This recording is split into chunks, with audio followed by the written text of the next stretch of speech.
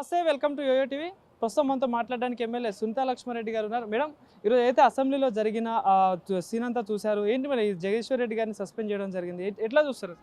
ఉద్దేశపూర్వకంగా కావాలని అనుకొని బీఆర్ఎస్ పార్టీ గొంతు నొక్కాలని చెప్పేసి బీఆర్ఎస్ పార్టీ ఏదైతే ప్రజల పక్షాన మాట్లాడుతూ జగదీశ్వర్ రెడ్డి గారు మాట్లాడుతున్నటువంటి సందర్భంలో గవర్నర్ గారి ప్రసంగంలో మీరు అన్ని కూడా తప్పులు చెప్పించడం జరిగింది. రైతు బంధు రాలేదు, రైతు సంబంధించినటువంటి ఏదైతే కార్యక్రమాలు రుణమాఫీ కాలేదు, పెన్షన్స్ రాలేదు, ఇవన్నీ మీరు తప్పు చెప్పడం జరిగింది అని చెప్పేసి చెప్తూ వారు మాట్లాడుతున్నటువంటి సందర్భంలో రైతులు పంటలు ఎండిపోతా ఉన్నాయి, నీళ్ళు ఇవ్వమని చెప్పేసి అడిగితే ఇవ్వట్లేదు అని చెప్పేసి అడుగుతున్నటువంటి సందర్భంలో మరి వాణి గట్టిగా పోతుందన్న ఆలోచనతో బీఆర్ఎస్ పార్టీ వాణి బయటికి వెళ్ళొద్దని దాన్ని కావాలని అడ్డగించి మరి ఈరోజు కావాలని స్పీకర్ గారు ఏదో అన్నారు ఏకవచనంతో అని చెప్పేసి సృష్టించి జగదీశ్వర్ రెడ్డి గారిని సస్పెండ్ చేయడం జరిగింది. ఇది నిజంగా కూడా ప్రజాస్వామ్యాన్ని కూని చేసేటువంటి పరిస్థితి కనిపిస్తూ ఉంది ఈ కాంగ్రెస్ ప్రభుత్వం హయాంలో.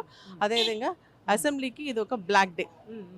అంటే ఇదంతా కావాలని డైవర్ట్ చేయడం కోసం జరిగింది అంటున్నారా మేడం? తప్పకుండా, ఎందుకంటే మరి అధికార పక్షం వాళ్ళకి అనుకూలంగా మాట్లాడతాయి, ప్రతిపక్షం గొంతేంది ప్రజల వాయిస్ వినిపించాలి.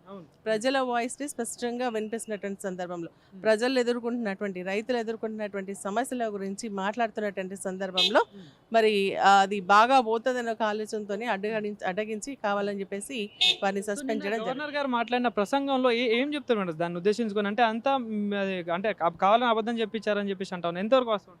అది వాస్తవమే కదా, ఎందుకంటే 21,000 కోట్ల రూపాయలు మనకు రైతు రుణమాఫీ కోసం ఇచ్చినామని చెప్తా ఉన్నారు.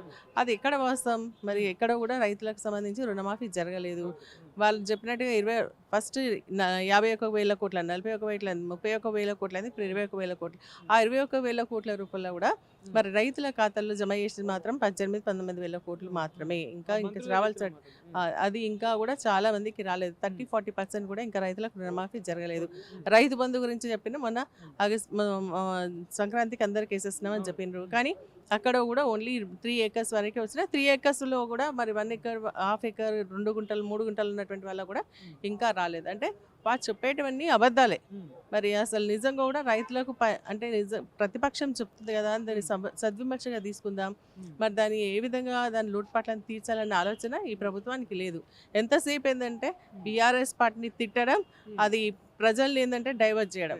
అదే చూస్తారు మేడం, నిన్న మాజీ ముఖ్యమంత్రి కేసీఆర్ గారిని ఉద్దేశించుకొని రేవంత్ రెడ్డి గారు మాట్లాడిన వ్యాఖ్యల మీద మీరు ఎట్లా స్పందిస్తారు? నిజంగా ఒక ముఖ్యమంత్రి గారు మాట్లాడేటువంటి మాటలు కావు. స్టేజెస్ అనేది ప్రజలు మనకి ఇచ్చేటువంటిది. అక్కడ నుంచి మళ్ళీ మీరు స్ట్రెచర్ మీదకి పోతా, స్ట్రెచర్ మీద కలిసి మళ్ళీ మన మార్చరీకి పోతారంటే ఒక ప్రతిపక్ష నేతను పట్టుకొని మీరు ఆ విధంగా మాట్లాడారు. కనీసం ఆయన గౌరవాన్ని, తెలంగాణ సాధించినటువంటి వ్యక్తిని ఆ విధంగా మాట్లాడడం అనేది ఆయన విజ్ఞతకి వదిలేస్తున్నాను. దీన్ని ఎవరు కూడా హర్షించట్లేదు. వాళ్ళ పార్టీకి సంబంధించిన వాళ్ళు కూడా దీన్ని తప్పు అని చెప్పేసి మాట్లాడడం జరుగుతుంది. నువ్వు పోయిన సందర్భం ఏంటి? ఉద్యోగాలు ఆర్డర్ ఇస్తున్నారు. ఇంతకుముందు గతంలో ఎవరు కూడా ముఖ్యమంత్రులు ఆర్డర్లు ఇచ్చినటువంటి సందర్భం లేదు. ఆఫీసర్స్ డిపార్ట్మెంట్ వాళ్ళు ఇచ్చేవాళ్ళు. కానీ ఈయన ఏదో కొత్తగా ప్రజాపాలన కొలువుల జాతర అని చెప్పేసి ఇస్తూ నువ్వు ఉద్యోగాలు ఇచ్చేటువంటి వాళ్ళకి బాగా పనిచేయండి, ప్రభుత్వానికి పేదేయండి అని చెప్పేసి చెప్పకుండా మరి ఈరోజు బీఆర్ఎస్ పార్టీని తిట్టేటువంటి కార్యక్రమం చేసినావు అంటే వాళ్ళ నీచ బుద్ధి ఎంతో అర్థమవుతుంది.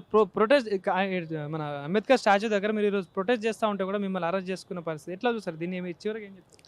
ఇప్పుడు ఏమైతుందంటే అంబేద్కర్ గారు రచించినటువంటి కాన్స్టిట్యూషన్ దృష్టిలో పెట్టుకొని మరి ఈ విధంగా మళ్ళీ సస్పెండ్ చేయడం జరిగింది. ఆ కాన్స్టిట్యూషన్లో ఎక్కడో కూడా మరి నువ్వు అనేటువంటి పదాన్ని మరి దాంట్లో బ్యాన్ చేస్తున్నట్లేదు. అయినా కూడా జగదీశ్వర్ రెడ్డి గారు మీ అనేటువంటి మాటని మాట్లాడారు.